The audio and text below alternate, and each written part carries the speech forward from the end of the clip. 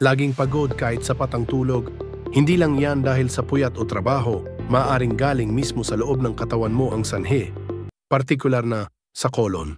Ayon sa isang pag-aaral mula sa Frontiers in Cellular and Infection Microbiology, 2019, may direktang ugnayan ang gut health at chronic fatigue. Kapag ang colon ay puno ng toxins, waste at harmful bacteria, bumabagal ang nutrient absorption kahit gaano pa karami ang kinakain mo. At kapag hindi tama ang nutrients na nakukuha ng katawan mo, energy production drops. Bukod dito, ang inflammation sa gut ay naglalabas ng inflammatory markers tulad ng cytokines na konektado rin sa fatigue. Ayon sa Harvard Health, ang mga taong may gut imbalance ay mas mataas ang risk sa brain fog, depression at low energy.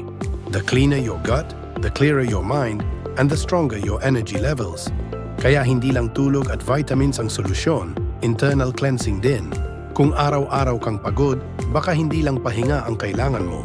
Linisin ang loob, palakasin ang katawan. Start from the gut, and your energy will follow. Cleanse, look better, feel younger,